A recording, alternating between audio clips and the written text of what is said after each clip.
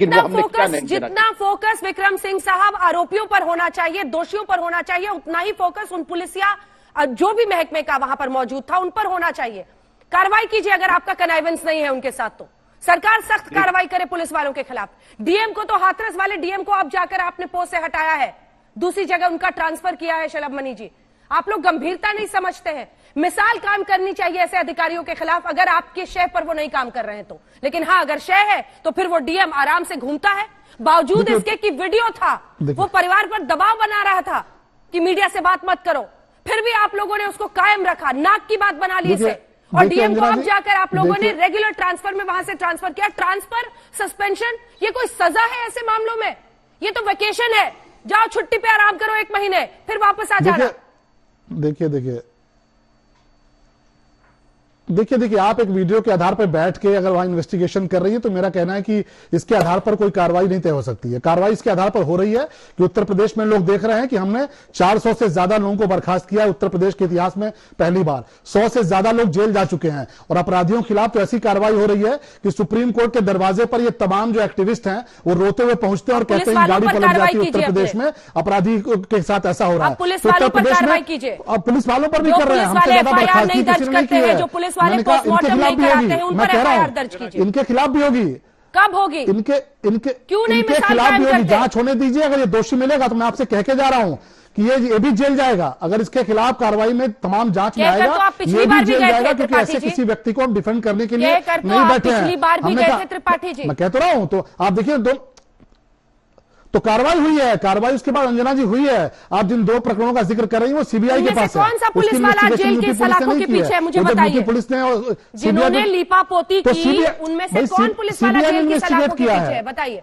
आपने हमारी जांच पर सवाल उठाया, सीबीआई को केस चला गया। सीबीआई से पूछिए, आपने तो मेरी जांच पर सवाल उठाया सरकार की, तो अब तो सीबीआई ने किया दोनों केस की, जिसकी बात कर रहे हैं विक्रम सिंह साहब। इनसे पूछिए कि दोनों केस तो सीबीआई में है और विक्रम सिंह साहब भी रहे उत्तर प्रदेश में डीजीपी। कितने पुलिस वालों को जेल भेजा है विक्रम सिंह साहब ने, अभी इनसे पूछिए। लेकिन हमने जेल भेजा है, हमने बर्खास्त किया है। शलभ मनी जी, किसको बर्खास्त? वही तो मैं कह रही हूं ना सर, चार्जशीट पढ़िएगा, आप फिर दोबारा बहस करिएगा, इससे नहीं होगा। ये क्रिमिनल ऑफेंस है। अगर कोई पुलिस अधिकारी रेप के मामले में एविडेंस को छिपाता है या कार्रवाई नहीं करता है, क्रिमिनल ऑफेंस है ये। क्या मैं गलत कह रही हूं विक्रम सिंह साहब? क्रिमिनल ऑफेंस, बिल्कुल जेल जाना चाहिए ऐसे लोगों को। आप पहले देखिए, आपने एक उदार दृष्टिकोण अपनाया है दोषी पुलिसकर्मियों के खिलाफ, और सीबीआई को अगर जांच चली जाती है इसका यह मतलब नहीं है कि आप विभागीय कार्रवाई, निलंबन और जेल भेजने की कार्रवाई दोषियों के खिलाफ नहीं करेंगे। आपकी जिम्मेदारी यथावत रहती है। आपको चाहिए था कि उन्नाव में भी, हाथरस में भी वर्तमान परिप्रेक्ष्य में वो कार्रवाई करते जो आपसे अपेक्षा की जाती है। आप एक मिसाल बता दें कि अगर कोई हमसे आपने अपेक्षा की थी और वो खरी न उतरी हो वक्त से पहले, उम्मीद से ज्यादा, शलभ मणि जी भूल मत जाइए, जरा हृदय पे हाथ रख के कहिए कि कभी आपने त्रुटिपूर्ण निर्णय देखा था मेरे कार्यकाल में। लेकिन डिबेट आज मेरे कार्यकाल पे नहीं हो रहा है, आज आपके ऊपर हो रहा है। और कर्तव्य के प्रति, पुलिस मेरा विभाग है, मैंने पुलिस का नमक खाया है, लेकिन अगर हमारे विभाग में कोई वर्दी को धूमिल कर रहा है उसके ऊपर कार्रवाई होनी ही चाहिए। शलभ मनी जी, एक जवाब जल्दी से, फिर मैं आ रही हूं। तो विक्रम सिंह साहब आपको ये भी बताना चाहिए, आपको यह भी बताना चाहिए कि पिछले 15 सालों में और इन 4 सालों में आपने क्या बदलाव देखा है। क्या आपने अपने अपराधियों को मारा जाना यहां पर नहीं देखा है? क्या आपने अपराधियों को नेस्तनाबूद होते नहीं देखा है? क्या अपराधियों की बुलंद इमारतों को आपने ढहते हुए नहीं देखा है? क्या बर्खास्त पुलिस वालों को जेल जाते आपने नहीं देखा है? क्या सबसे ज्यादा पुलिस वालों के खिलाफ कार्रवाई योगी आदित्यनाथ जी की सरकार में हुई है, यह आपने नहीं देखा है? एक पूर्व डीजीपी के तौर पर अपने दिल पर हाथ रख के आप यह बताकर जाइए कि पिछले 15 सालों में और जिस सरकार के साथ आपने काम किया है उस सरकार को देखिए और बनाम 4 साल योगी आदित्यनाथ जी की सरकार को देखिए। यहां अपराधियों के लिए, भ्रष्टाचारियों के लिए और ऐसे लापरवाह लोगों के लिए कोई स्थान नहीं है। आप इस बात को जानते हैं, आप डिबेट पे बैठे हैं। हो सकता है आपकी मजबूरी हो कि आपको निरपेक्ष दिखना हो, लेकिन ये 4 साल बनाम आप 15 साल की बात करेंगे तो आपको उत्तर प्रदेश में नजर आएगा कि आज उत्तर प्रदेश में अपराधियों के मददगार सुप्रीम कोर्ट के दरवाजे पर जाके गिड़गिड़ाते हैं कि हमारे लोगों को मारा जा रहा है। आज अपराधियों का सफाया हो रहा है। मुख्तार अंसारी, अतीक अहमद जैसे लोग नेस्तनाबूद किए जा रहे हैं। से लेकर हाथरस कुछ सवाल पूछने दीजिए साहब, हर किसी पर मिट्टी मत उड़ेल दीजिए।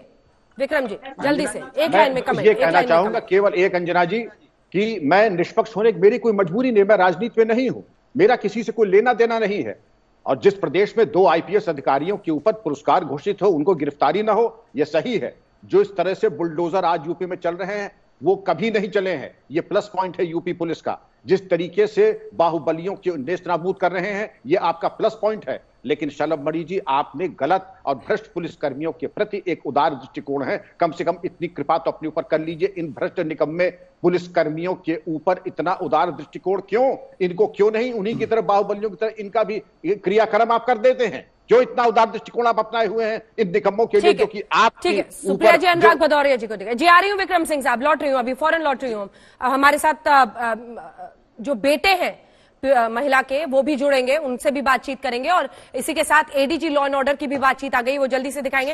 लेकिन उससे पहले सुप्रिया जी आपसे कमेंट लेते हुए, और आपसे अनुराग भदौरिया जी। सुप्रिया जी, राजनीति का एक और मौका, या वाकई गंभीरता से ये सोचा जाए कि ऐसे अधिकारियों के खिलाफ सख्त कार्रवाई हो? अगर सरकार और ऊंचे बैठे लोगों के साथ कनाइवेंस नहीं है, तो फिर उनके खिलाफ क्रिमिनल ऑफेंस हो। मैं आपकी बात 100% सहमत हूँ। उत्तर प्रदेश में अब 5 वर्ष की बच्ची और 50 वर्ष की महिला के साथ भी दुष्कर्म हो रहा है, और इस महिला के साथ गैंगरेप नहीं हुआ। मैं शुक्रगुजार हूँ विक्रम सिंह जी का, हमारी और आपकी महिला होने की इज्जत को बचाते हुए। मैं इतना नहीं बोल सकता हूँ, लेकिन एक महिला होने के नाते मैं सख्त बोलना चाहती हूँ। उसके प्राइवेट पार्ट में रॉड घुसेड़े गए, उसकी पैर, पसली और फेफड़े तक तोड़ दिए गए, उसको कुएं में ढकेल दिया गया, और फिर सारी पुलिस 48 घंटे तक उसका एफआईआर नहीं हुई, उसकी पोस्टमार्टम नहीं हुई। क्या याद आता है? आज हमें हाथरस याद आता है, और हाथरस इसलिए याद आता है क्योंकि आप अभी कार्रवाई की बात कर रही थी। हाथरस में एडीजी लॉ एंड ऑर्डर ने आकर प्रेस कॉन्फ्रेंस कर तमाम टीवी चैनलों पर जाकर कहा था रेप नहीं हुआ है, जबकि रेप की डेफिनेशन 2013 के बाद बदल दी गई थी। 375 के अंदर पीनल पेनिट्रेशन जरूरी नहीं था, उन्होंने झूठ बोला था। क्या कार्रवाई हुई उनके खिलाफ? सूचना सलाहकारों की जो मंडली बैठती है मुख्यमंत्री आवास में और मुख्यमंत्री ऑफिस में, वो बताए, उन्होंने इसको गलत और झूठी फर्जी खबर बताया था। क्या कार्रवाई हुई उनके खिलाफ जब सीबीआई ने साबित किया और सीबीआई ने आरोप लगाया कि ये जघन्य रेप और गैंग रेप था और मर्डर था?